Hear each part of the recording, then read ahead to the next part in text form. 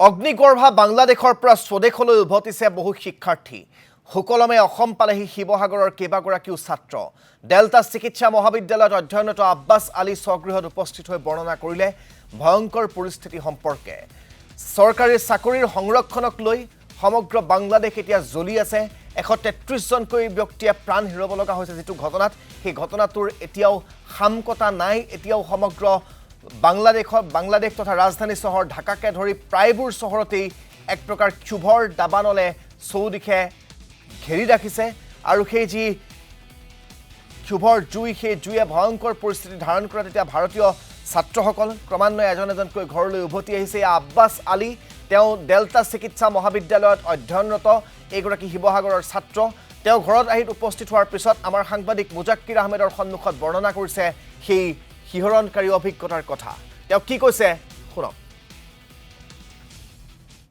অসমৰ লগতে শিৱসাগৰৰ বিভিন্ন ছাত্ৰ-ছাত্ৰীসকল যি শিক্ষা অনুষ্ঠানসমূহ আছে বাংলাদেশৰ তাত আসলে পঢ়িবৰ বাবে গৈছিলে প্ৰায় এটা মাহ পূৰ্বে শিৱসাগৰ জাগনিকটীয়াৰ পৰা যোৱা এজন যুৱক আব্বাছ আলী সেই আব্বাছ আলী গৈছিলে নিজৰ শিক্ষা গ্ৰহণ কৰিবৰ বাবে চুবুৰীয়া ৰাষ্ট্ৰ বাংলাদেশলৈ আৰু বাংলাদেশৰ আসন সংৰক্ষণক লৈ যি অগ্নিগৰ্ভা পৰিস্থিতিৰ সৃষ্টি হৈছে তাৰ সন্মুখৰ পৰা দেখিছিলে এই যিজন আব্বাছ আলী আৰু এই গোটেই কথা বতৰাখিনি পাতিবলৈ এই মুহূৰ্তত মই উপস্থিত হৈছোঁ আব্বাছ আলীৰ কাষত মই তেওঁৰ পৰা পোনে পোনে আসলতে কিছু কথা জানিব বিচাৰিম প্ৰথমেই মই আসলতে তোমাৰ পৰা জানিব বিচাৰিম তুমি কিদৰে আসলতে আহি পেলাই নিজৰ স্বগৃহত উপস্থিত হৈছে আমাৰ মানে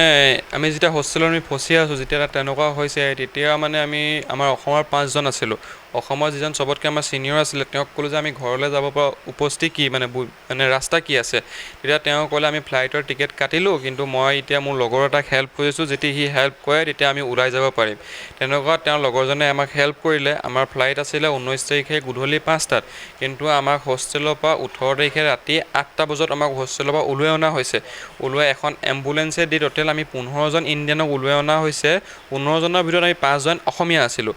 আৰু তেতিয়া আমাক এখন এম্বুলেন্সে হোষ্টেলৰ পৰা ওলাই আনি এখন নাৰ্ছিং ৰুমত আমাক সোমোৱাই থৈছে যাতে কোনো একো গম নাপায় তাৰপিছত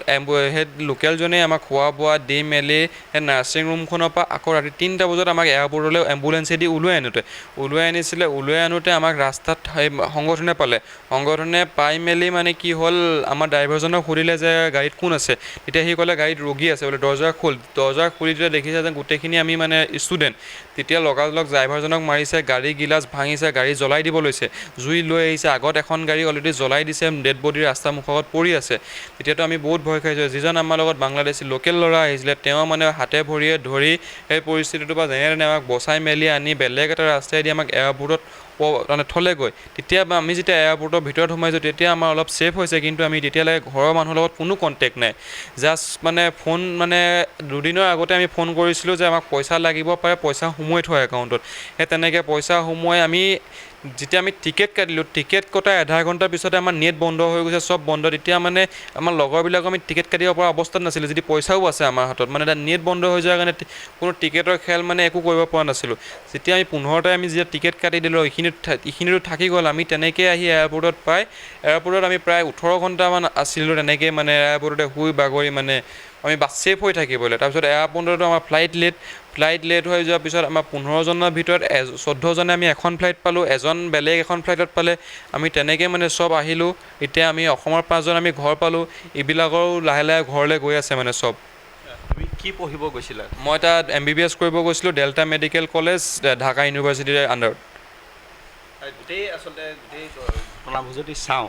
বৰ্তমান বাংলাদেশৰ যিটো অগ্নিগৰ্ভা পৰিস্থিতিৰ সৃষ্টি হৈছে তেনেকুৱা ক্ষেত্ৰত আচলতে তোমালোকে যথেষ্টখিনি অসুবিধা পাইছিলা যোৱাৰ পৰাই সেইটো অসুবিধা পাইছিলা নাই যোৱাৰ পৰা নাই পোৱা আমি এক মাহ ধুনীয়াকৈ একদম নৰ্মেলভাৱে আমাৰ ইণ্ডিয়াত যেনেকৈ আমি ক্লাছ কৰোঁ তেনেকৈ ক্লাছত যাওঁ ক্লাছত আহোঁ আমি একোৱে গম পোৱা নাই যিদিনাখন আমাক হাফ ডে কলেজ ছুটি দি দিলে সেইদিনাখন আমি যেতিয়া ক্লাছলৈ ওলাই গৈছোঁ তেতিয়া আমাক লোকেল ল'ৰা কেইটামানে কৈছে তহঁতি কাইলৈ পৰা ক্লাছত নাহিবি ইয়াত বেছি এনেকুৱা আন্দোলন হ'ব পাৰে তহঁতক দেখিলে এনেই হেৰি কৰিব তহঁতি ক্লাছৰ পৰা নাহিবি আমি তেতিয়া কথাটো মানে এনেই লাইটকৈ লৈছোঁ মানে সি চাগে এনেই কথাটো কৈছে লোকেল হিচাপে আমাক ভয় খুৱাইছে চাগে বুলি তাৰপিছত যেতিয়া আমাক কলেজৰ পৰা হাফ ডে লিভ দি দিলে তেতিয়া আমি মানে কথাটো চিৰিয়াছলি লৈছোঁ